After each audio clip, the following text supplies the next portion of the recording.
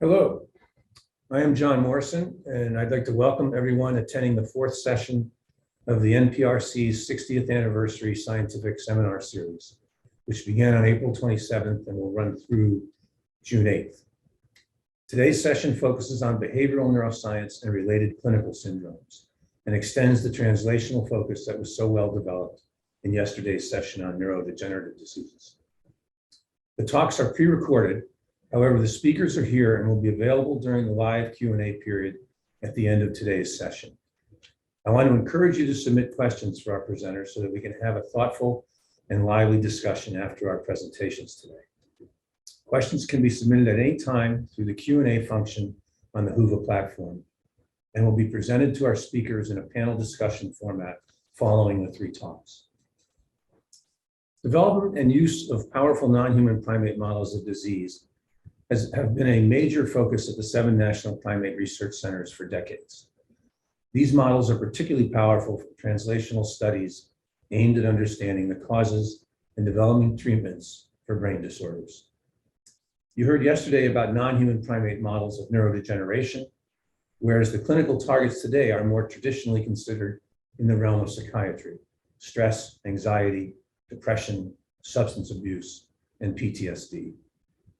I've often thought that this distinction between neurologic disorders and psychiatric disorders is somewhat overstated and due largely to the more obvious reflections of pathology in stroke, dementing illnesses, sensory and motor disorders, as compared to the more subtle but devastating pathology underlying the disorders within the realm of psychiatry.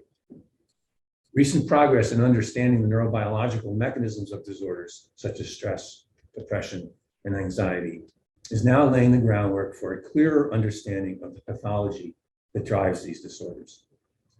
As you will see in this session, through careful comparative work across humans and monkeys, that is precisely what our speakers have accomplished.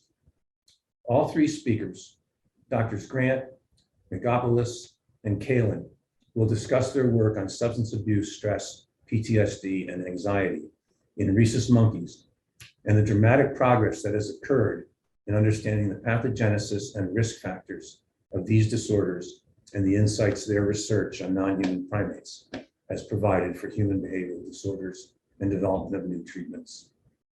I'd like to now introduce our first speaker, Dr. Kathleen Grant, who is Professor and Chief of Neuroscience at the Oregon National Primate Research Center.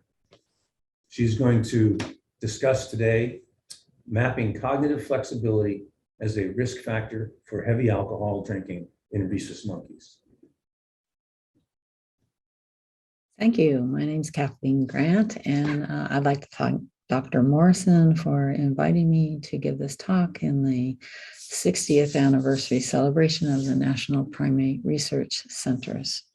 Today, I'm going to be talking about a couple decades of research looking at rhesus monkeys, and we have developed this model that I'll be walking you through. It will be in 3 parts. The first part will be about alcohol self-administration in the monkeys, and then as an underlying aspect of what drives this type of drinking, we'll be looking at both functional connectivity and cognitive flexibility. This model is really based in cortical striatal circuitry depicted here, and I will be concentrating on putamen and caudate, cortical to striatal, dorsal striatum, which is believed to be more involved in cognitive and motor control than motivational control of behavior. So a lot of people know something about alcohol, and alcohol is mainly used in social environments and recreational settings. But for a proportion of people that drink heavily, it can become very harmful. In fact, 92,000 deaths a year are directly attributed to overdrinking, chronic overdrinking, and about $250 million each year in societal and personal costs. To understand that this heavy drinking, chronic heavy drinking related to alcohol use disorder, I'm showing epidemiological data here.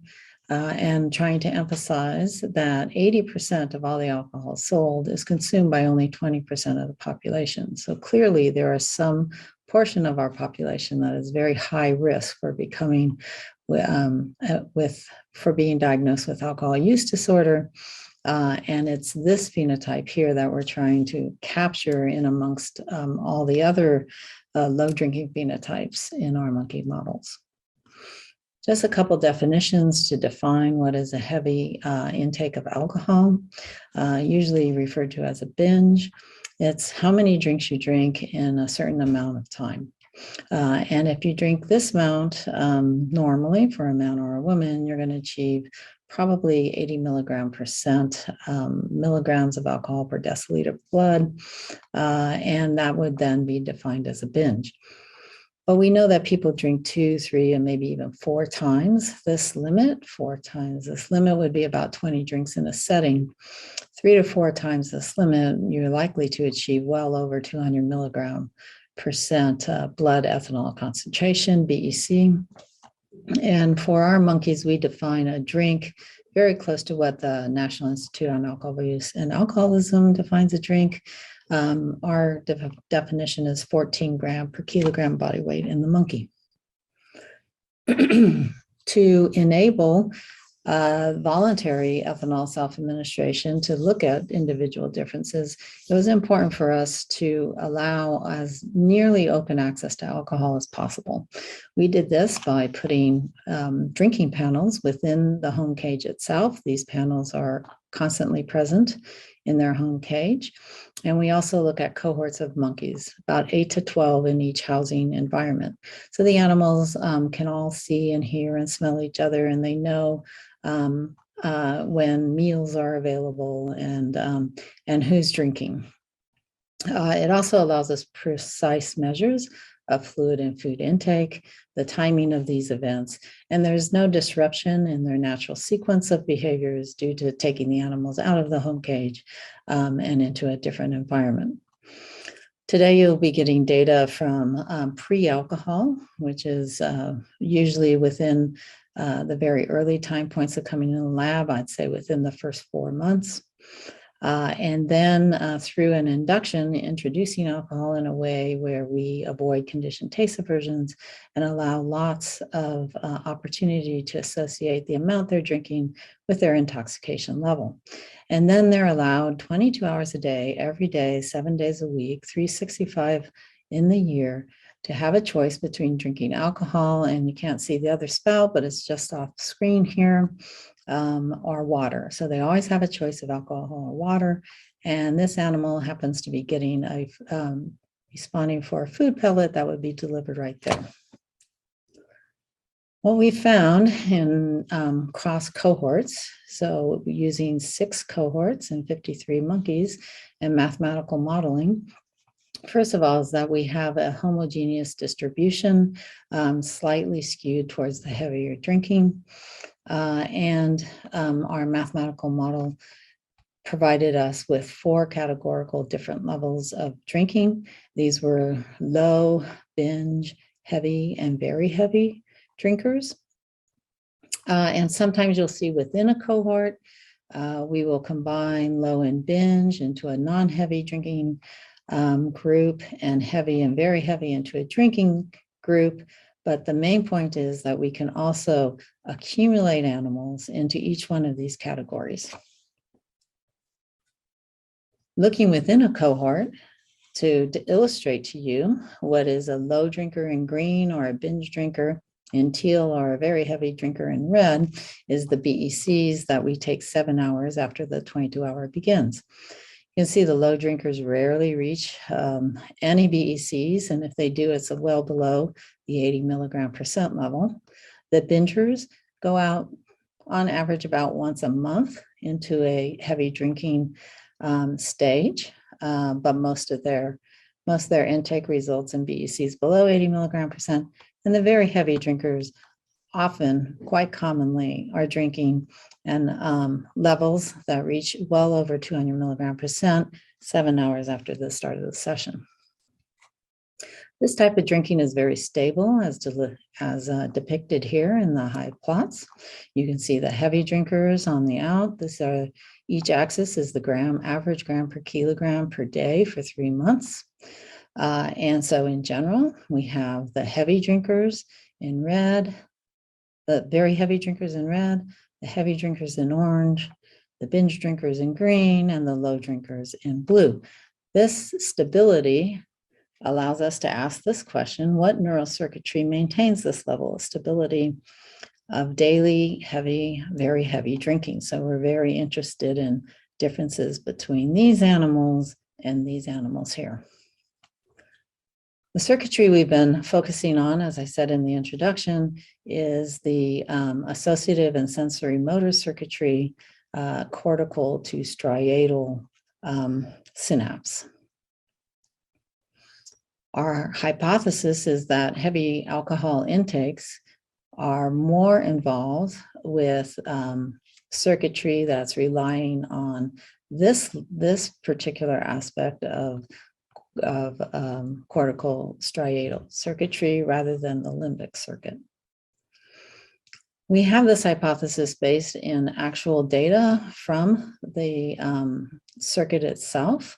And so here I want to highlight data from Virginia Kuzan-Carlson, who at the OMPRC is our synaptic electrophysiologist. This is a 4 millimeter slice through one of the heavy drinking monkey's brain after necropsy. And she records from both the dorsal caudate as well as the dorsal putamen. What Virginia has found is that input from the cortex to the striatum, both glutamatergic input and GABAergic, are altered by drinking. Bring your attention down here. These are control, non-heavy, and very heavy drinking monkeys. The difference in glutamatergic input to the caudate is an increase in excitatory input through glutamate, but a nearly matched input of GABAergic input into the caudate. Whereas the putamen, there's not much adaptation to glutamate after chronic drinking, but there is a downregulation in GABA input into the putamen. So over here, our working model of active drinking is that the adaptations in the caudate offset each other, but the adaptations in the putamen actually balance it towards more excitatory input in terms of the output from the putamen down to the basal ganglia. Summary of the alcohol self-administration protocol then is the induction of alcohol drinking up to 6 drink equivalent establishes stable drinking phenotypes. Data modeling give us 4 categorical levels of drinking. The categorical drinking is very stable. Individuals can be added to these categories over cohorts, and very heavy drinking is associated with adaptations in cortical striatal circuitry. So next question we wanted to address was whether there was a predisposition to engage in habitual behavior. Again, we're turning to these cortical to striatal loops to answer this question, but we wanted to do this in a way first with behavior and then with imaging. To address behavior, we're using an attentional set shifting procedure. We're using this procedure because we know it's been used to investigate human cognition for over 6 decades. It's a measure of behavioral flexibility. The animal has to form, maintain, and then shift action, leading to reinforcement in this task. It shows dysfunction in human neurodegenerative diseases like Parkinson's, as well as neurological, psychological disorders such as attention deficit and obsessive compulsive and schizophrenia. It's mediated by the frontal cortex and requires sensory motor integration, and set shifting tasks with reversal or interdimensional, extradimensional shifts are applicable across species. Our version of the set shift is based in the CANTAB, which some of you may be familiar with. It basically is requiring the animal to distinguish 2 shapes based on some dimension of these shapes, and just by experience. So they respond on a shape, and if they're correct, they're going to get reinforced. If they're not correct, they're going into a timeout. In our task, we have 8 sets available to the animal. In order to go from one set to the next set, there has to be a running 12 out of 15 correct trials, even though every third correct, regardless of the sequence, is going to give them result in a delivery of food pellet. This maintains behavior for quite a bit of time. I'm going to show you an example of 3 monkeys in this short video. The first monkey, and this is all on the same day in the same social setting, is going to make a discrete choice between the 2 shapes. The second monkey is going to make an incorrect and get a little bit frustrated over this incorrect response in its timeout. And the third monkey is not paying attention at all and is responding rather randomly. So that's an example of what we are capturing while these animals are all responding on the set shifting task in their home environment as a cohort. Here's an example of a high performer on the top and a low performer on the bottom. These are cumulative records. In red is errors and in blue is correct trials. We do get errors per trial, but what we found, that's the classical outcome, if you will, from a set shifting task. But we found that it was not really good at separating animals so much. So we developed a performance index, which included errors per trial, but also the set reach. This high performer completed all 8 sets, whereas this low performer down here completed the first set. And it's very common for low performers not to get out of the second set, rarely reaching the third set. So this reversal ends up being rather difficult for them.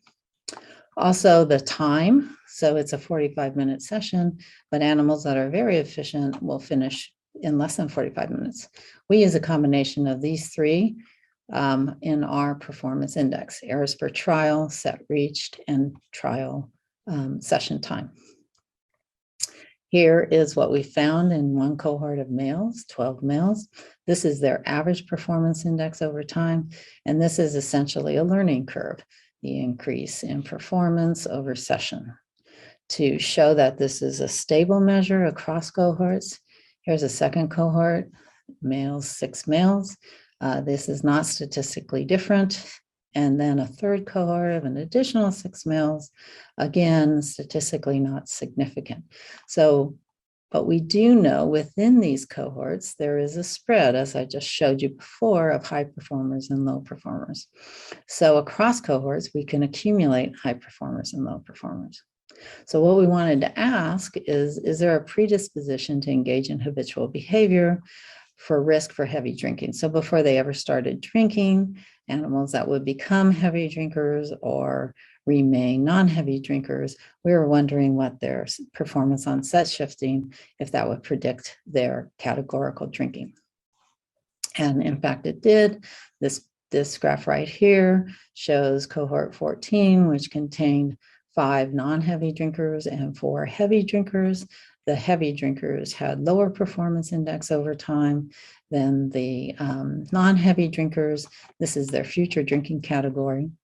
Not only do we see this in cohort 14, we repeated it in cohort 16 with 2 future heavy drinkers having much lower average performance over time than the 4 in this particular cohort had 4 non-heavy drinkers, which were very good at this. We can combine cohorts, and again, you'll see we're not changing anything directly by increasing cohort number. Increasing category number. The future heavy drinkers are still below the future non-heavy drinkers, and here's their future intake. So the summary of the set shifting performance that I showed you is it is novel because we're applying it to all animals within the housing environment of a cohort. It's efficient. I didn't go into that, but we only have 7 training sessions, and then the next 30 sessions are used to capture these slopes of this performance index. It's replicable. Now we have 5 cohorts of monkeys through this. The performance is associated with future drinking, as I shown you. It can be sensitive to the effects of alcohol and used longitudinally. I'm not showing you those data today. Final question was, is there a predisposition to engage in habitual behavior related to brain connectivity with fMRI? So now we want to actually ask these questions that we know at the end stage. We see adaptations in the caudate and the putamen, and we want to see if these are predisposing. There's a lot of data on this slide right here. I'll walk you through it though. We accumulated data from 35 monkeys. Based on their set shifting performance, we found 2 separate populations of monkeys. This is shown here graphically in terms of the slopes of the performance index over time. In blue are the high performers, and in black are the low performers. There was no sex difference in who became a high performer or a low performer. But as expected with the performance index, the set reach was always much higher in the high performers than the low performers. The high performers eventually became much more, less errors per trial, and much more efficient in the duration of their sessions.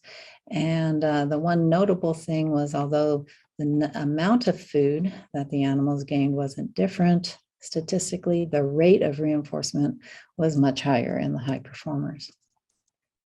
So turning to imaging, we do know for fMRI imaging that there's a lot of homology between the macaque brain and the human brain. Basically, if you put the seed in the same area, the connectivity of the same areas will show up between the macaque and the human. They're dampened in the macaque because the macaque, our macaques are imaged while under 1% isoflurane. Chris Cronky is the director of our MRI core here at the OMPRC. And we added these 35 monkeys whose set shifting data I just showed you. We looked and found with an independent component, whole brain voxel-to-voxel comparison, 4 independent components, which we call networks: a visual network, a motor network, a sensory motor network, and an executive control network. I'm going to concentrate on the executive control network, network 4, to see the connectivity of the high performers versus the low performers.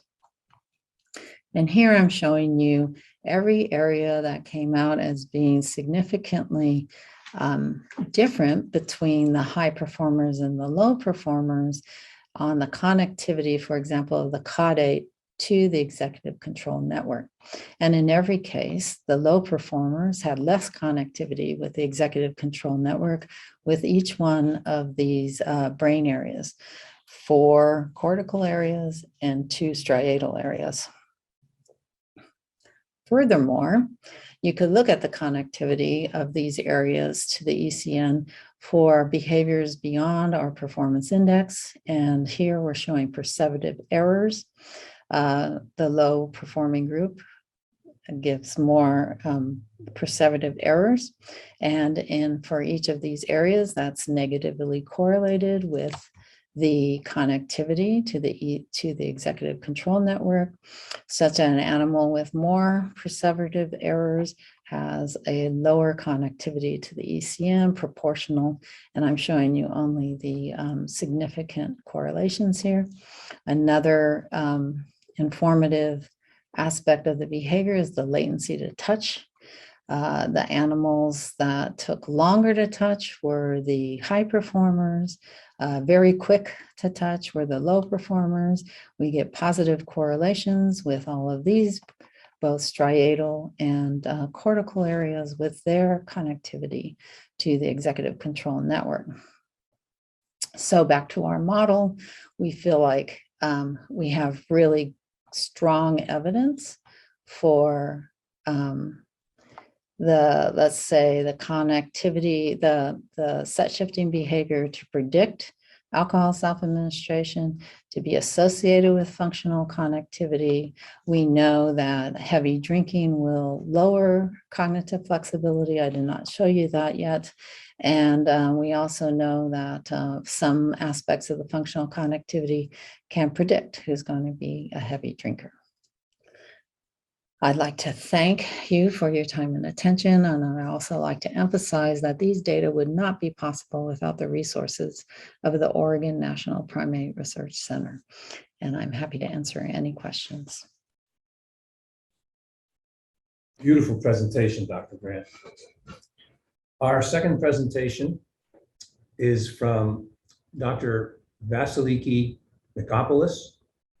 She's a core scientist at Emory National Primate Research Center, an associate professor in the Department of Psychiatry and Behavioral Sciences at Emory School of Medicine, and co-director of the Grady Trauma Project. She is going to speak to us today about translational research, understanding stress and trauma in women's health. Hi, good afternoon. My name is Vasiliki, and today I'm excited to tell you a little bit about our translational research, understanding stress and trauma in the context of women's health.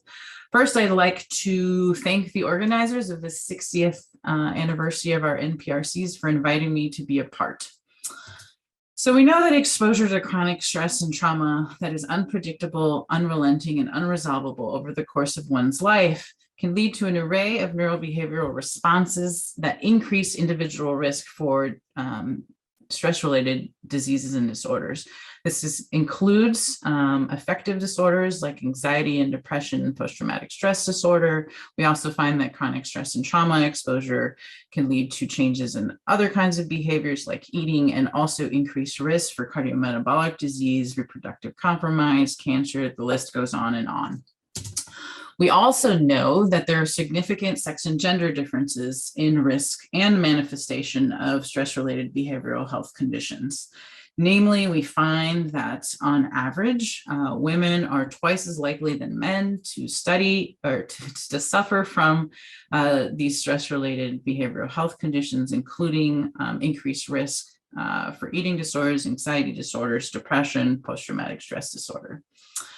Work at the Grady Trauma Project over the last 15 years has really been trying to understand how exposure to chronic stress and trauma over one's life course increased risk for these behavioral health conditions, primarily in an underserved, minoritized, and under-resourced community of individuals served by Grady Memorial Hospital, a safety net hospital that's located in downtown Atlanta. After interviewing over 8,000 individuals at GTP over the course of the last 15 years, what we find is that most individuals are exposed to multiple types of trauma over their lifetime. So this includes experiencing childhood abuse, experiencing other types of interpersonal violence, being exposed to national disasters, military combat, and so on and so forth. And what we find in the GTP population is that these high rates of trauma exposure over the course of one's life are also associated with significantly disproportionate rates of post-traumatic stress disorder, PTSD, and depression, specifically women. And this is just some data showing that rates of PTSD and depression over the course of one's life in this population are as high as 50%. And current individuals meeting current diagnosis of PTSD and depression somewhere between 20 and 30%. And it's important for me to note that these rates of PTSD and major depression in this community sample of women are significantly greater, of course, than the general population, but also from military cohorts. We also find that the presence of the stress-related psychopathology increases risk for emotional eating. This is some data just showing that women meeting for diagnoses of PTSD, depression, or comorbid PTSD and depression report greater emotional eating in the Dutch Emotional Eating Behavioral Questionnaire compared to women who are not meeting for diagnoses of these stress-related conditions. And we also find that exposure to stress and the presence of PTSD, and others have shown in depression, that individuals meeting for current PTSD are at higher risk from suffering from metabolic syndrome. And if you look even deeply at some of the biomarkers of cardiometabolic disease and metabolic syndrome, we find that individuals with PTSD have higher levels of hemoglobin A1C compared to women without PTSD. And we've been interested in trying to understand the mechanisms for this increased risk for cardiometabolic disease. And what we have found is that higher levels of inflammation are also associated with PTSD and with greater PTSD symptoms. This is something similar that's been shown in depression by others. And so in a study of a couple of years ago from our GTP sample, we showed that individuals with high levels of C-reactive protein, CRP being a marker of systemic inflammation, high defined by the cutoff that the American Heart Association uses to denote increased risk for cardiovascular disease. What we find in this trauma-exposed community sample is that individuals with high levels of CRP have greater PTSD symptoms and also are more likely to meet for a diagnosis of PTSD. And so a lot of work has been done by us and others that indicates that chronic exposure to stressors and threats in the presence of these stress-related behavioral health conditions like PTSD and depression can activate brain neurocircuitry and neuroendocrine processes that we know are critical for the neuroendocrine stress response and the immune response to stress. And that in chronic conditions of chronic stress exposure, we see dysregulation of glucocorticoid negative feedback inhibition of the stress axis, namely that results in glucocorticoid resistance, which then kind of disinhibits the brake on the immune system. We see an increase in peripheral inflammation, not only of CRP, but also in pro-inflammatory cytokines. And what the field of immunopsychiatry has really brought to the forefront in the last couple of decades is that this increased inflammation in the periphery can infiltrate the brain, can activate the microglia, the brain's immune cells, to also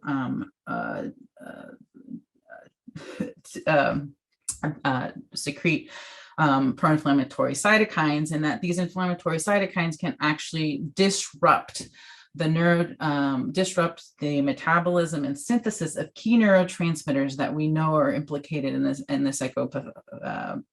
psychopathological pathways underlying stress-related behavioral disorders like depression and PTSD. So namely, we know that glutamate systems are impacted, dopaminergic systems, serotonergic systems, and in brain regions that we know are critical for executive functioning and emotion regulation. And so under these chronic stress conditions, where we see increased inflammation in the periphery and dysregulation of these neurotransmitter pathways, we can impact these brain regions to increase symptoms that are cardinal to stress-related adverse behavioral health conditions like in major depression and PTSD, like anhedonia, anxiety, hypervigilance, psychomotor slowing, and so on and so forth. Here, it's important for me to also highlight that other than stress exposure, there's another really big environmental factor that can impact these inflammatory pathways and brain neurochemistry to potentially increase risk for adverse behavioral health outcomes, and namely that's diet. And a lot of the studies, all the work that I have shown you really are cross-sectional studies in people. But to really try and understand how exposure to stress and how exposure to pro-inflammatory diets may be leading to adverse behavioral health consequences, we really have to use a translational model that allows us a little bit more experimental control of the environment and of the dietary environment. And so in our work, we have been leveraging a translational non-human primate model, namely female rhesus monkeys, rhesus macaques, are very gregarious animals. They live in social groups, have very complex social behaviors. And importantly, these social groups are organized by matrilineal dominance hierarchies. And what we find is that higher ranking animals harass lower ranking animals, and that lower ranking animals, when you look at them closely and you phenotype them, look like chronically stressed humans, which allows us an opportunity to leverage, to assess over time how this psychosocial factor biologically may be getting under the skin to dysregulate behaviors that we know are important for adverse behavioral conditions that we see in people. And then importantly, for the context of experimental control, we can manipulate group membership, and we can manipulate social status, and we can manipulate the dietary environment. And importantly, unlike what we find in our own species, the monkeys have access to resources, including food and water and healthcare.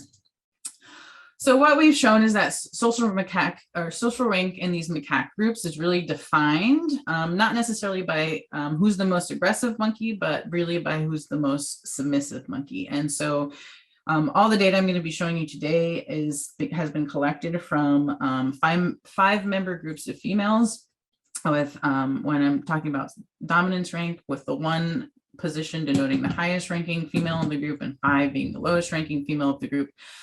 And when we find and observe the animals in these social groups, it's not necessarily the most aggressive animal that is the most high ranking. So in this particular group, we find that the beta female is the most aggressive. However, if we look at submissive behaviors, what we find is that this really defines social rank. And so here's just data from one social group. The alpha female in the group is not submitting to any of the other females in that group, whereas the lowest ranking female is submitting to all the animals above her in their social group. And of course, to show that this being a low ranking animal is a potent chronic psychosocial stressor, we and others have leveraged a dexamethasone suppression test, which allows us to look at the ability of the HPA axis to turn itself off. We find that low social rank is associated with diminished glucocorticoid negative feedback inhibition of cortisol. And so here we see that the lowest ranking animals are the ones that have the most diminished dexamethasone suppression of cortisol compared to the highest ranking animals in the group. Work that, in collaboration with Mark Wilson, Jenny Tung, and Luis Barrero, have also shown that this social environment, being a low-ranking animal, also leads to increased inflammation, specifically when looking at pro-inflammatory gene expression in the periphery. And so what we see here is that with decreasing social rank, we see increasing expression of pro-inflammatory genes. Of course, as I mentioned, this study was just cross-sectional in nature, but one of the experimental manipulations that we leverage with the work that we're doing is we can actually determine whether social adversity causally alters these phenotypes that we know are important for stress-related adverse conditions. So one of the best predictors of social rank when we're forming new social groups is the order of introduction. And so essentially when we form new groups, we put 2 animals in together, they form an alliance, we sequentially introduce the other animals. And for the most part, the order of introduction is the order of their social rank position in these new groups. And so we can do this to form, for instance, 5 groups of 5 female monkeys each, and assess whatever behavioral or phenotypic outcome we're interested in. And then what we can do is do a rank rearrangement. And essentially with this paradigm, we then take all the highest ranking females from these pre-existing groups, put them in groups together, and do this all the way across the board. And then essentially what happens is that some of the higher ranking animals stay higher ranking, some become low ranking, and vice versa. And so we can look at this causality of this social adversity on our phenotype of interest. And so with Jenny Tung and Luis, We have done this and have shown essentially that this pro-inflammatory gene expression that we see and low is really due to this low social status in these animals. Now, kind of switching gears and describing a little bit of our work on our ability to manipulate the dietary environment to understand how the dietary environment over time may be contributing and altering peripheral biology and neurobiology to impact behavior.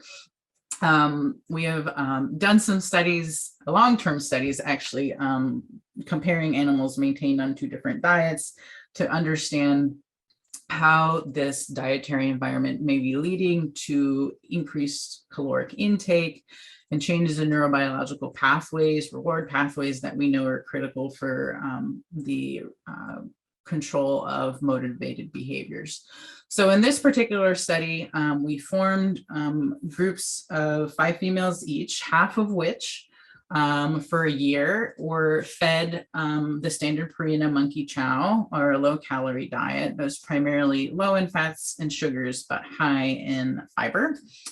The other half of the animals as part of this study were maintained in a choice dietary environment where they had access to this low-calorie diet, as well as a calorically dense diet that was more characteristic of a typical American diet, a diet that had significantly greater calories from fat and sugar compared to the low-calorie diet.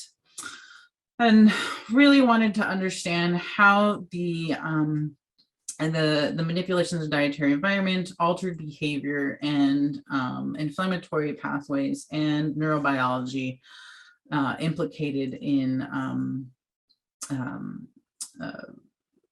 alterations in eating behaviors. And so what we found as part of this study is that females maintained in this choice dietary environment ate significantly more calories than those in the control low-calorie diet only condition, and that's shown here in A.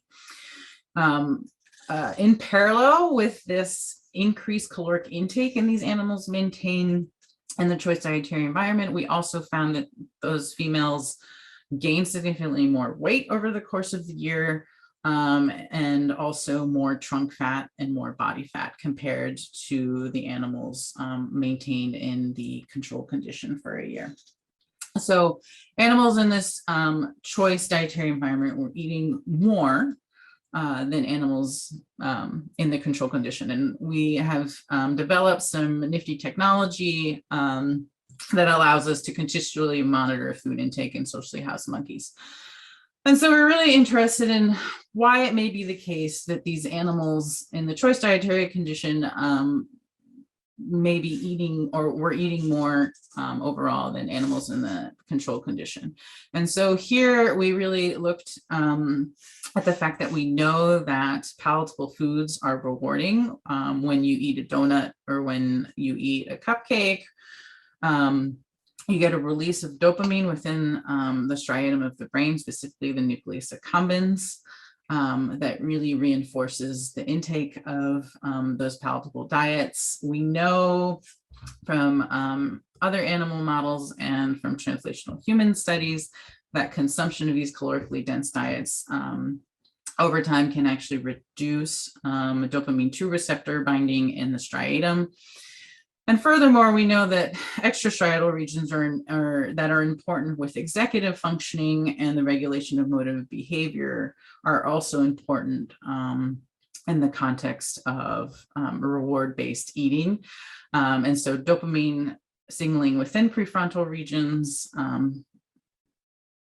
are critical. And we know from studies done in rodent models that calorically dense diet intake can actually lead to a reduction in dopamine 2 receptor bindings that is also associated with impaired executive functioning. And so because of this, we wanted to assess the relationship between dopamine 2 receptor binding in prefrontal regions and caloric intake in our animal model, or in our non-human animal model. And what we found was a similar relationship where lower dopamine 2 receptor binding in the orbital prefrontal cortex is associated with greater caloric intake in animals in our study. And so we're interested in what may be the underlying biological pathway that may be linking this decrease in G2R binding to increased caloric intake. And here we're really focused back in on inflammation based on what I showed you, that pictorial potential mechanisms earlier about inflammation dysregulating dopaminergic pathways in the striatum and prefrontal regions. And so it turns out when we looked at peripheral systemic inflammation over the course of the 1 year of this study, we found that animals maintained in this choice dietary environment has significantly greater amounts of CRP compared to the control animals. And what we also wanted to look at were actual levels of dopamine and its metabolites in CSF to really be able to say, okay, did we see any causal effects of this dietary environment on dopamine specifically in the brain? And indeed, what we found was a significant effect of the dietary environment on CSF concentrations of dopamine and in one of its primary metabolites, HVA, and namely here in this panel B, showing that animals in the choice dietary condition had a significant decrease in dopamine before the dietary condition was imposed compared to after they had been consuming the diets in that choice condition for a year compared to animals maintained in choice. We also saw that animals maintained in a choice had a smaller change in HVA over the course of those 12 months. And if you actually look at HVA to dopamine ratios, we found that animals maintained in the choice condition had significantly greater HVA to dopamine ratios over the course, comparing pre and post compared to choice animals.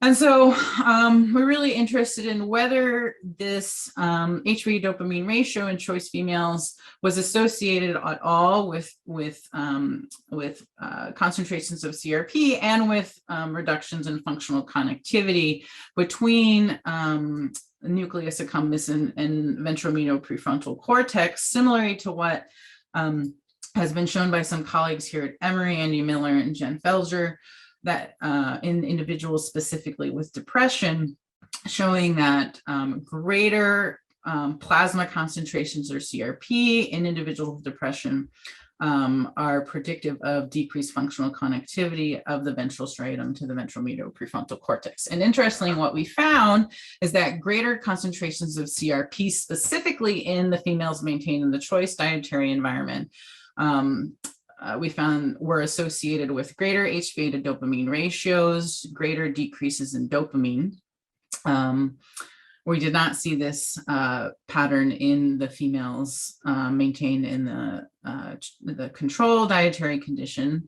And we also found specifically in females maintained in the choice dietary condition, this relationship of greater C-reactive protein being associated with decreased functional connectivity between the nucleus accumbens and the ventromedial prefrontal cortex. And then using a hierarchical linear regression, what we found is that this relationship between CRP and reduced functional connectivity between the striatum and the ventromedial prefrontal cortex really was mediated by these changes or decreases in dopamine in the animals maintained in the choice dietary environment.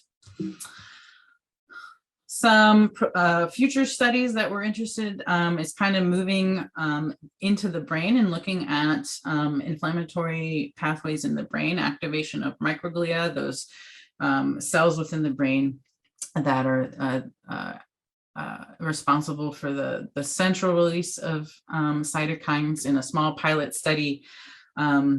In the context of this dietary manipulation study, just a small N of 4, but using PET neuroimaging, looking specifically at microglia activation, what we're seeing is that animals maintained in this choice dietary condition have greater microglia activation in the orbital prefrontal cortex and the dorsolateral prefrontal cortex. And interestingly, again, really small n, greater microglia activation in the orbital prefrontal cortex. This is associated with greater caloric intake in these animals maintained in the choice dietary condition, as well as increased peripheral and central concentrations of pro-inflammatory cytokines. So with that, just to summarize, we know that there are high rates of chronic psychosocial stress, including trauma exposure in under-resourced minoritized women. This increased exposure to psychosocial stress is directly related to increased risk for adverse stress-related behavioral health outcomes like anxiety, PTSD, and depression. We know that there's robust associations between these stress-related affective disorders with other behavioral dysregulations like emotional eating, but also importantly, deficits in metabolic pathways and inflammatory pathways to essentially where you see this pro-inflammatory state and chronic stress conditions. And hopefully I've shown you data that shows you how we are leveraging this translational and non-human primate model to really assess the causal effects of both stress and diet on biological pathways and neurobiological pathways that we know are critical for the regulation of motivated behavior and executive function in this specific instance, showing you data on feeding and appetite. And really, we're able to leverage our ability to manipulate the dietary environment, to quantify what animals are eating, or also and our ability to manipulate psychosocial environments to really be able to study the emergence of behavioral phenotypes over time and their underlying neurobiological mechanisms. And of course, our work overall really hopes to inform treatment implications for stress-related adverse behavioral and physical health consequences that are linked to chronic exposures to stress and trauma. All right, and with that, I would like to thank all the people that have been part of this work for over many, many years. Would not be possible with any of the individuals that are listed specifically on this slide. I also have to acknowledge all the units and leadership of the Emory NPRC and our funding. And with that, I'd love to take any questions. Thanks so much for your attention. Beautiful presentation, Dr. Makopoulos. We will now hear from Dr. Ned Kalin, who's the Hedberg Professor and Chair in the Department of Psychiatry at the University of Wisconsin School of Medicine and Public Health, and an affiliate scientist at the Wisconsin National Primate Research Center and the Harlow Primate Lab. He's going to speak to us about the childhood risk to develop anxiety and depression, a translational neuroscience approach focused on developing new treatments. Hi, folks. I'm Ned Kalin. I'm at the University of Wisconsin, and it's my pleasure to be invited to do this presentation today. What I'd like to do today is to review for you the work that we've been doing related to how we can better understand the factors that underlie the development of anxiety and depression in adults, but more importantly, the childhood risk that's involved with this. This is work that I've been doing here at Wisconsin over more than 30 years now. And finally, at this point, we're at the point of thinking about how we can leverage the new discoveries that we've been making in relation to thinking about new treatment targets for anxiety and depression, as well as very novel strategies to think about from the standpoint of treatment approaches. Before I proceed any further, I just wanted to show you my disclosures. You can see that I'm involved with a variety of other activities, including funding from the National Institute of Mental Health over the years for my work, as well as the editor-in-chief for the American Journal of Psychiatry, from which I receive a stipend. None of the outside activities that I have are in any conflict with what I'll be presenting today. The first point that I want to make is that anxiety disorders are incredibly prevalent disorders. They can be quite disabling at times when they're significant from the standpoint of levels of severity. They tend to be lifelong disorders, and importantly, they start early in life with childhood. And also, while we have some effective treatments for anxiety disorders, where we need to do much better from the standpoint of new treatments with less side effects, which will hopefully get more people better more rapidly. Anxiety disorders are particularly interesting because they are early life onset, as I already alluded to. They're very common in children. As you can see, up to 20% of youth are thought to be affected by anxiety disorders. Frequently, anxiety disorders are the forerunner of other illnesses in psychiatry like depression and other stress-related disorders. And we also know that anxiety disorders co-occur with numerous other disorders, including depression, comorbid substance abuse, and so on. One of the really important features about all of this is that we have the capacity to identify a phenotype early in life that really confers a significant risk for the later development of anxiety disorders. And it's that phenotype that we've been modeling in non-human primates and also working with in young children cross species to work both translationally and reverse translationally to better understand mechanisms underlying risk to develop illness, as well as to better understand new ideas about treatment and develop new treatments. This is a graph just showing the common childhood psychiatric disorders. And you can see that among these disorders, anxiety disorders have the earliest onset, starting all the way around late toddlerhood, around 4 to 5 years of age. So what's really interesting about this is not only can we identify phenotypes early in life that tend to provide increased risk and predictive power from the standpoint of thinking about perhaps early interventions, but also we have the opportunity to intervene early, as I said already. Now, I've already talked about this, but I just want to make a couple of points about why we need new treatments for anxiety disorders. First of all, again, just to highlight the high level of prevalence of anxiety disorders. Also, the idea that childhood pathological anxiety is a forerunner of a variety of other disorders. When severe, very disabling. Current therapies can be effective. These include SSRIs, benzodiazepines, types of psychotherapy like cognitive behavioral therapy. They're effective in the short term, but as I already said, many people fail to respond. Relapse and chronicity are very common. Also, there are considerable side effects of medications, including the use of benzodiazepines, which can be addictive, and there can be some withdrawal symptoms associated with that. The point that I want to make is that new treatments really need to be focused on the early expression of pathological anxiety.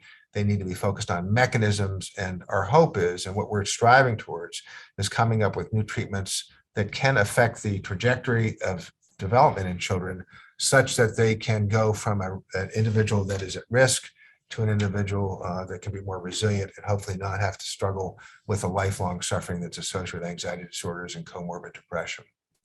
The approach that we've taken has been an approach that has been very fruitful. It really capitalizes on the rhesus monkey model that we've developed over the years to model human anxiety and human pathological anxiety.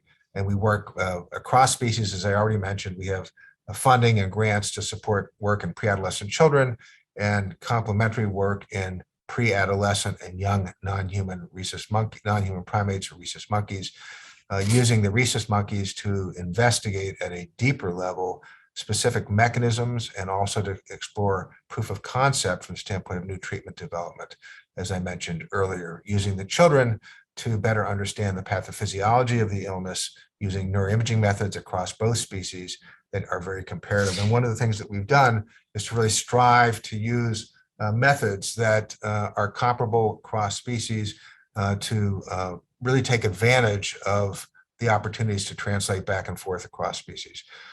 I don't need to tell you the importance of non-human primates in human research and biomedical research. Suffice it to say that I believe that non-human primates provide the best models of human psychopathology.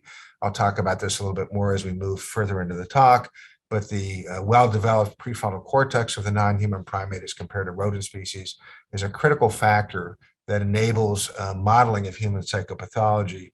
As we think about human psychopathology, we think about the well-developed prefrontal cortex from the standpoint of its cognitive aspects as it interfaces with subcortical structures that are evolutionarily conserved across many species that have to do with a more immediate reactivity to the processing of stimuli in the environment and to motion-related reactions. And it's this interaction between a well-developed prefrontal cortex and deeper subcortical structures that we think is critical for adaptive as well as maladaptive functioning in relation to emotion and cognition.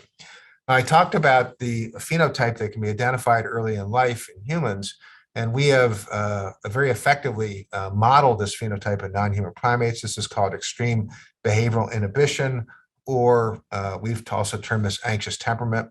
What this looks like is a young child or a toddler that in response to novel situations or strangers is extremely inhibited or shy, stops vocalizing and talking, and in some cases becomes very still and actually freezes in one position. And in a moment, I'll show you a little video clip of both a child and a monkey, young monkey, that are extreme in this predisposition, so you can actually see this for yourself. As I mentioned before, it's a strong predictor of the later development of psychopathology. It confers roughly a 4-fold risk to develop social anxiety disorder as compared to individuals that don't have this early life temperament. The advantage is that you can identify it fairly easy early in life, and also we've modeled this very effectively in rhesus monkeys. This is just showing a meta-analysis demonstrating that numerous studies have found that this particular temperament, extreme behavioral inhibition, is a forerunner of social anxiety disorder and other anxiety disorders. In a review paper that a very talented student of mine, Drew Fox, who now is on the faculty at the University of California at Davis and at the Primate Center there, wrote for the American Journal of Psychiatry a number of years ago, we posited that individuals come into the world with a temperamental disposition of high levels of anxiety, high levels of anxious temperament or behavioral inhibition, and that those individuals have 3 different trajectories. Roughly half of those individuals we know go on to develop a bona fide anxiety disorder. Roughly 1/4 of those individuals will stay high in anxiety, but will not be disabled by that anxiety and will be able to cope with it fairly effectively. And yet another and interesting group will actually spontaneously get better over time. And actually one of our grants that we designed is looking at these trajectories longitudinally within individuals that have high levels of anxious temperament, young individuals, and following them longitudinally with neuroimaging as well as behavioral phenotyping to better understand these trajectories and better understand the neural correlates of these trajectories, with the hope that this will provide us with some insights into the brain developmental issues that are critical for building resilience or increasing vulnerability, that will also provide us insights into thinking about new treatments for early life anxiety. Now, as I mentioned, behavioral inhibition or anxious temperament is easily identified in humans and children. We developed a model based on the presentation of a human intruder coming into the room and presenting his or her profile to the monkey, which provides an uncertain threat. And under these conditions, what we see is an increase in anxiety denoted by behavioral changes, such as an increase in freezing behavior or staying very still to remain inconspicuous in the face of potential threat, or reductions in calling for help or affiliative calls, cooing as a means to stay quiet in an environment in which there's a potential threat in which one does not want to be discovered, and also an increase in activity of the pituitary, adrenal, and the autonomic nervous system. In this case, we measure cortisol, and it's these 3 measures, increases in freezing, decreases in cooing, and increases in cortisol, associated with a potential threat presentation, that we then quantitate and take the mean of these measures and develop a composite score called anxious temperament. What we have found is that in naturalistic settings, when we did research on the island of Cayo Santiago with free-ranging monkeys, that the measurement of anxious temperament at an individual level in the laboratory that we constructed on Cayo Santiago was predictive of individual differences in socialization and time with mother. So, for example, higher levels of anxious temperament were associated with less time socializing and more time being close and proximal to mom. So in this schematic, we just like to show how we can translate back and forth and the really tremendous value of the non-human primate using a model that very well maps onto what we see as the risk phenotype in children, using imaging methods across species. In this case, I'll show you some FDG PET imaging that allows us to look at metabolism in brain regions that are predictive of anxious temperament, and then using in vitro methods to further explore, in vivo and in vitro methods to further explore mechanisms related to the underlying risk.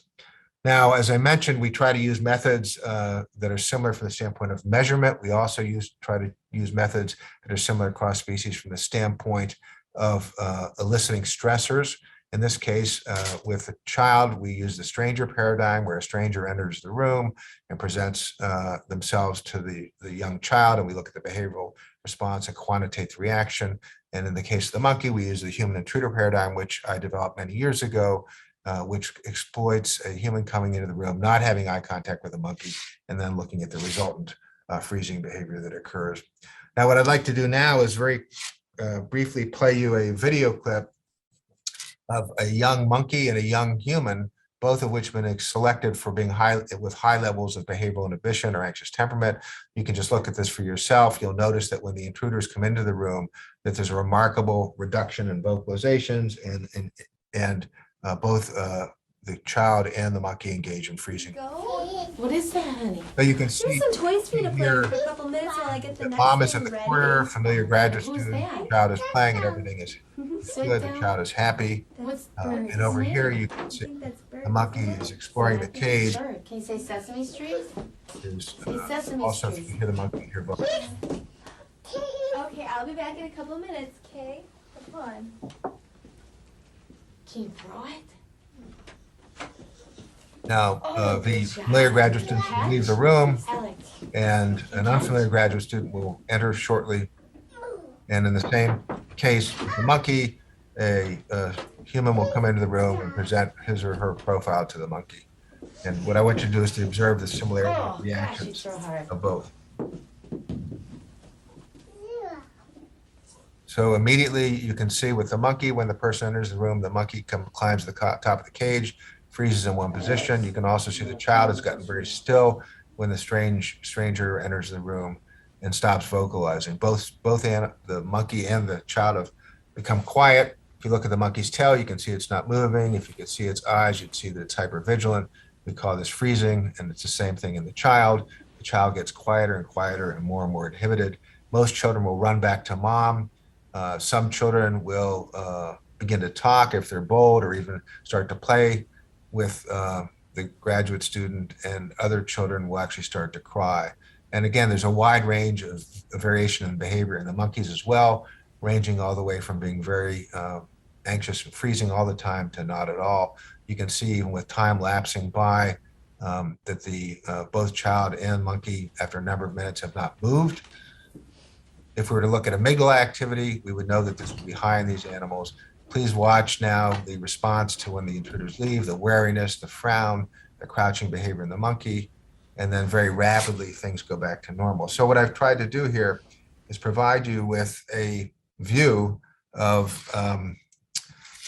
what this phenotype looks like across species, and how intuitively the non-human primate model can be of great value both behaviorally, but as importantly, this is a hemisection of a non-human primate rhesus macaque brain, which is very similar to human, as I mentioned already, from the standpoint of the well-developed prefrontal cortex.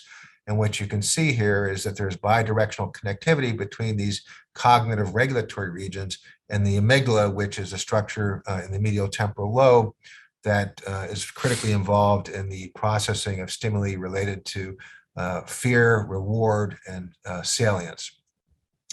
Now, I'm going to briefly show you and run through quickly some of our comparative studies across species that further validate the model moving from behavior to physiology. And so again, we've been very interested in the amygdala. I'll just mention the amygdala is not one thing. It's made up of numerous nuclei, and it's quite complex. The more ventral regions are the regions that receive the information. The dorsal region, such as the central nucleus, is the output region, which communicates with other subcortical targets like the bed nucleus, the stria terminalis, the hypothalamus, and the brainstem to coordinate the physiological and behavioral responses to stressors. And our hypothesis is that the problem with children that have this risk to develop anxiety and in anxiety disorders per se is that there's altered prefrontal amygdala connectivity and function across these regions in individuals at risk. In an earlier study that we did with children who had anxiety disorders, we found that in relation to uncertain anticipation, when placed in an MRI scanner and using fMRI and the bold signal, that we can detect increased activity in the amygdala in response to uncertain anticipation in children with anxiety disorders compared to controlled children. And I'll just point out that this pattern of activation is not just in the amygdala, but runs across actually the neural axis all the way from the cortical regions back down to the back of the brain and even into the brainstem, including other regions also such as the insula. Now, in a comparative study that we did in rhesus monkeys, and you can see this is a very large sample. It's almost 600 monkeys that were fully phenotyped and part of a multi-generational pedigree that we fully understand. We used FDG, which allows us to look at metabolism in the brain. FDG is ideal for this because it can be injected prior to putting the monkey into the behavioral paradigm. The radioactive FDG gets taken up into the brain in metabolically active areas. You can then anesthetize the animal after the behavior is observed and collected. The animal can be put in the scanner, and what you get, in a sense, is an average metabolic snapshot of what occurred while the animal was actually in the behavioral paradigm. So this allows us to not only behaviorally phenotype, but also phenotype the brains of these individuals as well. And what you can see here in red are the regions that are predictive of individual differences in anxious temperament. Again, highlighting the amygdala as a core component of this, the anterior hippocampus, the periaqueductal gray in the brainstem, as well as orbital frontal regions that are bidirectionally connected with the amygdala, as I already mentioned. We can also look at heritability, and in our pedigree, you can see that these are the generations, and in the pink and purple are the actual animals that we tested and phenotyped. That heritability, as with human anxiety disorders, is roughly 40%. And more importantly, and I think an important contribution that we've been able to make with the monkeys, is that we were able to look at the heritability of brain metabolism for the first time in relation to response to threat. And what we found was that virtually every region that we looked at outlined in green that is predictive of anxious temperament was also heritable at different levels.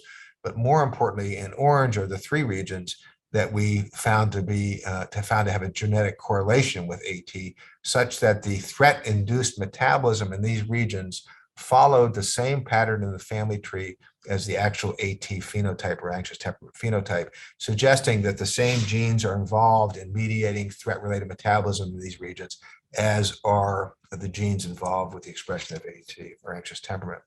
Now, we've used other modalities as well. This is functional MRI, looking at resting functional connectivity.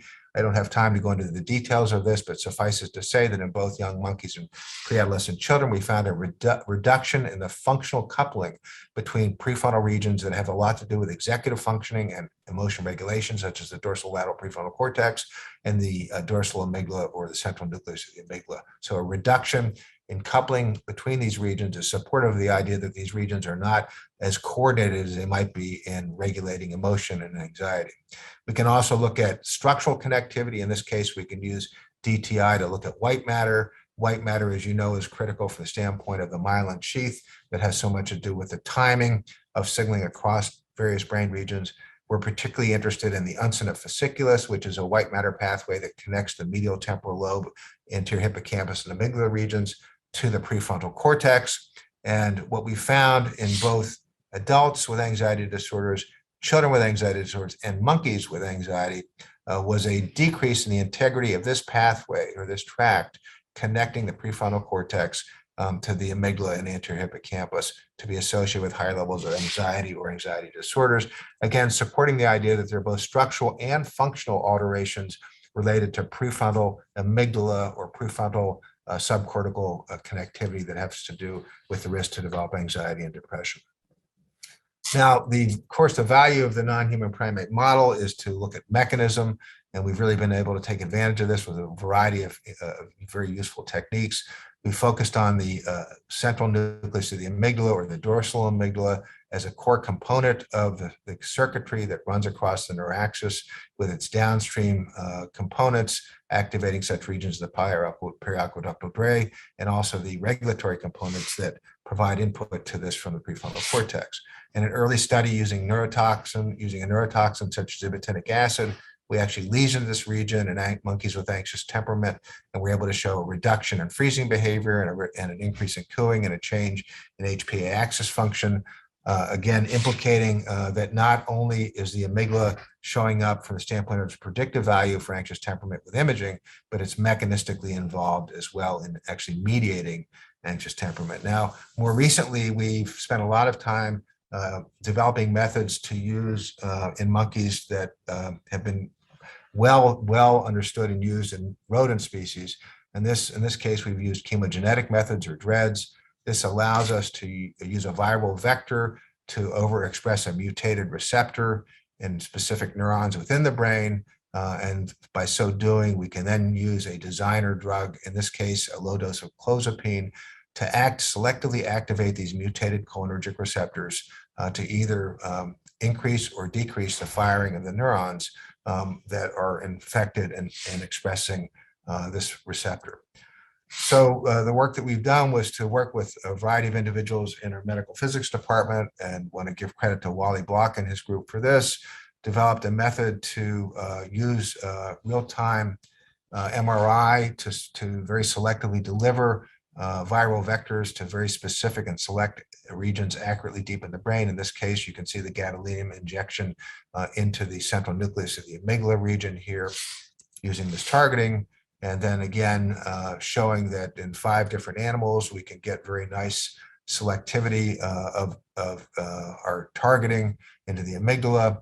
This shows work done by Sasha Mueller, a graduate student who just finished her PhD in the lab, demonstrating the immunodetection of neurons that express this inhibitory DREADS molecule. And here's a very nice picture of a neuron showing the expression of that.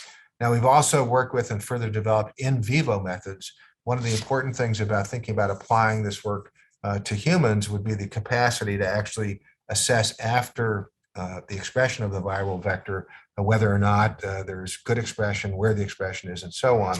And this is now using PET imaging with a radioligand that binds to the DREADS receptor. And you can see by using this C11 clozapine PET study that on the side that we injected the viral vector and we see expression, that we can detect this with PET imaging as compared to the side that did not receive this. And then finally, we were able to show a behavioral effect that was consistent with our hypothesis, which was that when we reduce activity of this region with the chemogenetic method, we actually can reduce anxious temperament or reduce anxiety. And this is a reversible and repeatable effect. We've also now shown this with excitatory DREADS, where we can enhance anxiety. And then finally, just to finish up, I just want to finish up with our molecular work. We've developed a brain bank of fully phenotyped animals, of almost 100 animals now. And these animals have been imaged as well as phenotyped. We've collected brain tissue from these animals and have been particularly interested in focusing on gene expression by looking at RNA sequencing for RNA, because RNA is the product of both the DNA structural variation as well as the epigenetic alterations that occur through environmental experience. So what we did then basically was in our earlier studies was to sample RNA from the region that we think is so critical, this region of the amygdala that we've been identifying and manipulating.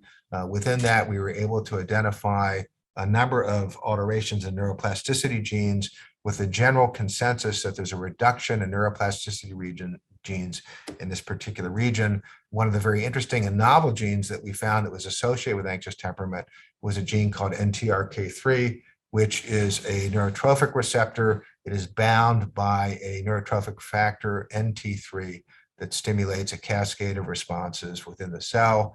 And we found a number of alterations in genes in this particular pathway.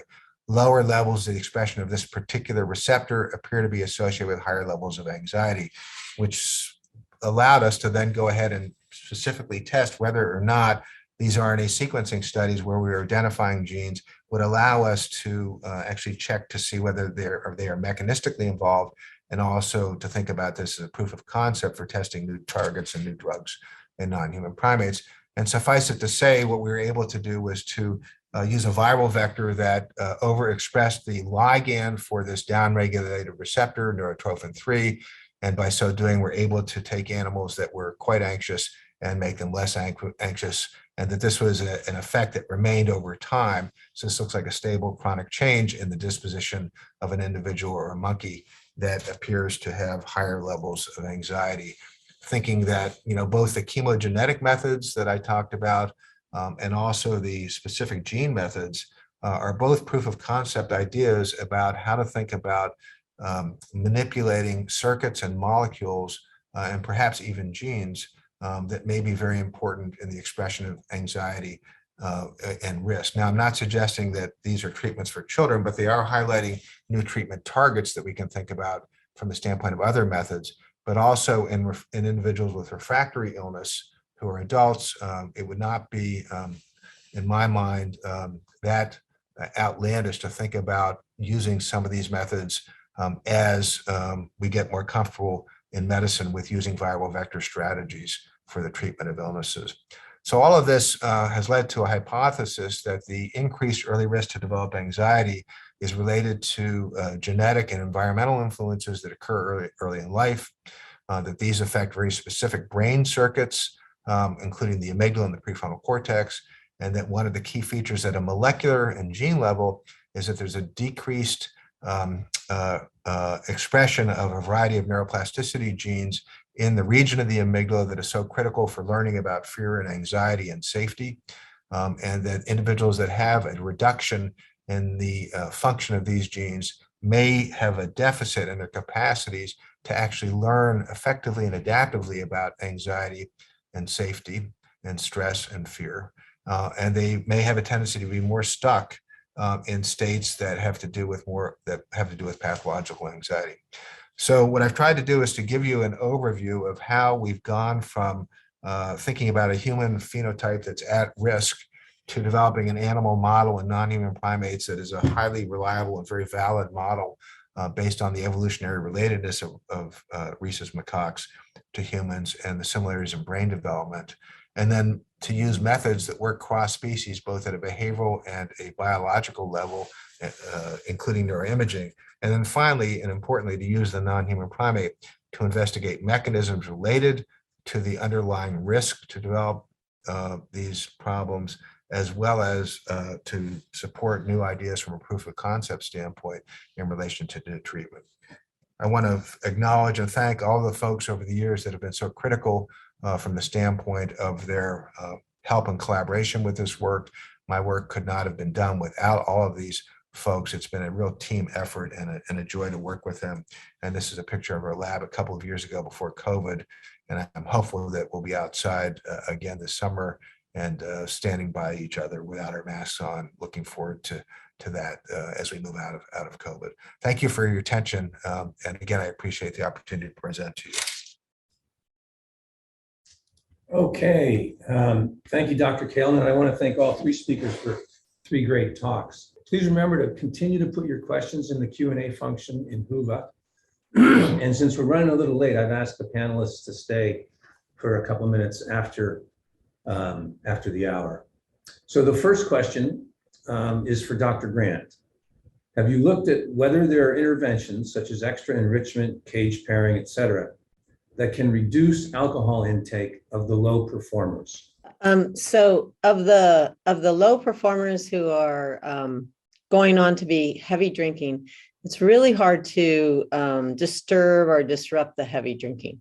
And so environmental changes like the engaging in the set shift, which is actually a bit of the enrichment available to them, that does not interfere with their drinking at all. And even pharmacological interventions such as stress antagonists, they will reduce temporarily a day or two the heavy drinking, and then the heavy drinking comes right back.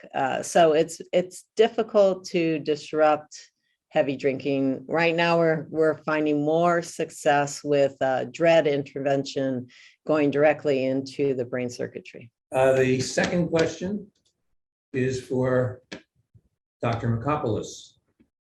Can social rank of female rhesus monkey be modified therapeutically using medications that alter neurotransmitters such as dopamine and oxytocin?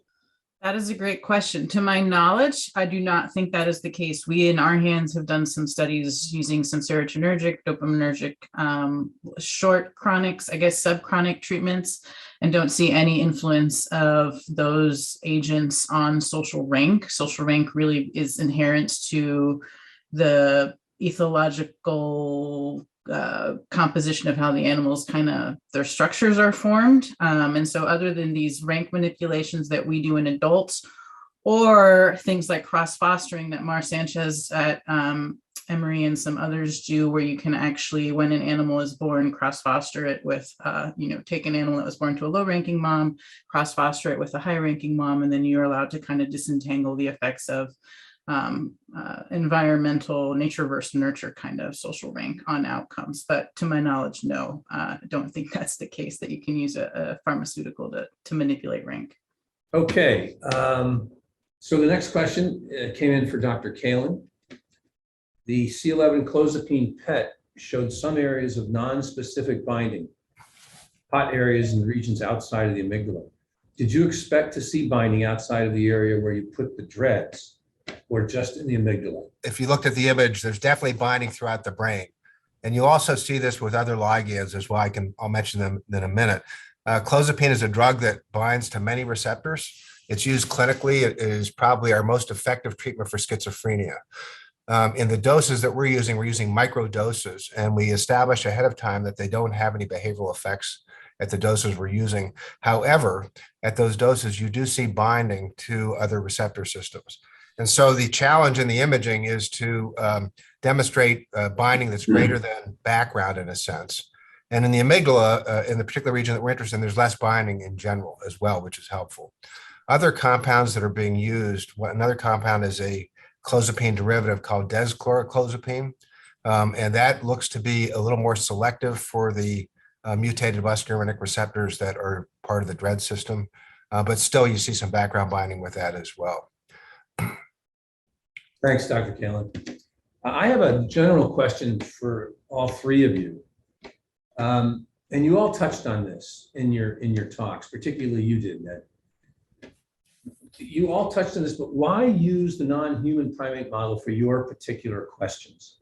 It's expensive, slow, and burdensome. What has the non-human primate model offered you that other animal models would not? And why use monkeys instead of going directly to humans? So it's been very difficult to model heavy alcohol consumption in a animal other than a human, and the non-human primate allows us this phenotype. The physiology, genetics, and endocrinology of the old world primate is also only recapitulated in some of our models. For example, I study the menstrual cycle and its effects, how it can affect heavy drinking. The menstrual cycle is only seen in old world monkeys. Our genetics and our imaging, these images cannot be obtained in small brains, if you will, as easily with our technologies today. So the final thing is the late adolescent, young adult phase of life being a long enough period of time in the old world monkey that we can study such things as the effects of emerging adolescence and the young adult stage, which we know is a high risk for heavy drinking. Thanks, John.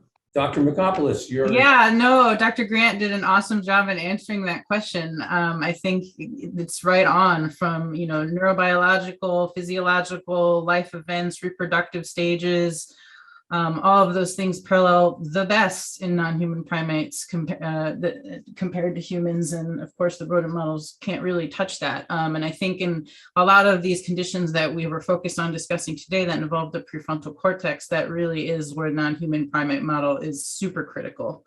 And then I think I talked about it in my talk, but the animals live in social groups and social contexts that very closely mimic how we live. And so when at least for my work, trying to understand how the environment is such a potent player in risk for adverse health outcomes, that is definitely a leverage point as well. Also, I want to give you a sort of a second shot at this question because you spoke a lot about the role of inflammation and the concept of immune phenotype as it relates to PTSD and major depression. The immune system also Yep. not match well across non-human across models other than non-human primates. You are exactly right. And there are other sessions, part of this series that really highlight all the work that have been done in NHPs that really take advantage of that exact thing. Okay, great. Nate, or I'm sorry, Ned. Yeah, thanks. I'll just add to the really good answers that we've already heard. One thing to keep in mind that I'd like to emphasize is that each species has its role and its place. And I think that the real critical issue here is thinking through, the best fit from the standpoint of the species we're using. And in my view, for all the reasons that you heard about, and especially from the standpoint of social stressors, the same type of stressors, the same type of early rearing, the same types of stimuli that are stressful, those are all really important similarities that are conserved between old world monkeys and humans and not with rodents so much. Importantly as well, and I mentioned this in my talk, is the well-developed prefrontal cortex. And I think that this is really something to keep in mind. And again, I don't mean to demean rodent research or rodents per se, but the well-developed prefrontal cortex is a critical component of how we think about making decisions in the world, regulating our responses behaviorally, regulating our motivation, and regulating our emotions. And I think that that's something that we really need the non-human primate for as a animal model in relation to human psychopathology and human behavior, both adaptive and maladaptive. And then finally, your question about why not just go to humans, I think is a really important question. I'll make two other comments. One is much of the rodent work that has looked at drug development, unfortunately, has not panned out from the standpoint of its predictive value in relation to human efficacy, which suggests that there are sometimes obvious and sometimes not obvious differences that are not allowing us to directly translate in a confident way to humans. So I think that's an important niche for the non-human primate. And then a question about why not go to humans. I think, again, many of the strategies that we're all exploring and interested in are cutting edge and novel. And really, we need to have a proof of concept from the standpoint of the likelihood of these potential interventions working, and also some sense of potential risks that we're not going to establish right away in a human study, but will probably help us gain confidence in a non-human primate study. Okay, thanks, Dr. Kalin. The three of you just wrote a great position paper. I have a question that just came in for Dr. Kalin. Do you see enhanced anxiety-like behaviors with a direct stare condition versus profile? If so, is the response to profile more similar to what is seen in humans? I.e., what was your choice for one versus the other? So this, our typical paradigm uses three different contexts. One is the separation from a conspecific or a parent, a mother. The second, which is the alone condition. The second is what we call the no eye contact condition, which we've used to model the risk to develop anxiety disorders, which I described in detail. And the third is a stare condition, where an individual stands still and with a neutral face stares directly at the monkey. The stare condition results in a very different response, and there's a dramatic transformation from what you see during no eye contact. During no eye contact, you have inhibition and freezing, no vocalizations. In stare, you have activation, threatening gestures, submissive gestures, and lots of aggressive vocalizations like barking vocalizations. And what's interesting is that animals that are more reactive in one of these contexts are not necessarily more reactive in another context, and that an animal's tendency in each context tends to be stable. So we think of these different contexts as being stressful, but really eliciting different types of responses, which different animals have different predispositions for. I think of the stare response as a defensive aggression or an anxiety-related aggressive response. And I think that's a very interesting in a sense, an opportunity to think about individuals that get triggered by anxiety who the resultant sort of behavior is irritability or even aggression. And so I think it's a different, it's a way to get it at perhaps a different phenotype. But it's a really good question. And all of these responses, I think, are similar to what you see in humans from the standpoint of the different types of responses. All of us know the feeling about what it's like when someone is getting too close to our faces and staring right into our eyes and unwaveringly glaring at us. And we immediately respond internally. Everything in our brain gets activated that has to do with our stress response. And we need to make quick decisions about, are we going to stare back? Are we going to avoid eye contact? Are we going to move forward and punch somebody? Are we going to run away? And so on. So I think they all have a potential place and applicability. Yeah, and speaking again of the power of the non-human primate model, your video of the monkey and the child was just pretty astounding. Yeah, it's dramatic. And, to be fair, those individuals were selected for being extreme. Yeah, sure. But I think that's the other important point here is that they're, the way we, and I think the other speakers have been thinking about a lot of these behavioral traits has been a dimensional quality. I think that's where psychopathology and psychopathology research is really moving. And hopefully the field of psychiatry from the standpoint of treatment is moving as well. Yeah. Okay, I guess unless another question comes in, our last question would be to Dr. Grant. Given the involvement of cortical striatal circuitry that you highlighted in alcohol consumption, do heavy drinkers have other related issues such as obsessive compulsive disorder? Are they self-medicating? That's also a really interesting question. It's quite involved to get an answer towards self-medication.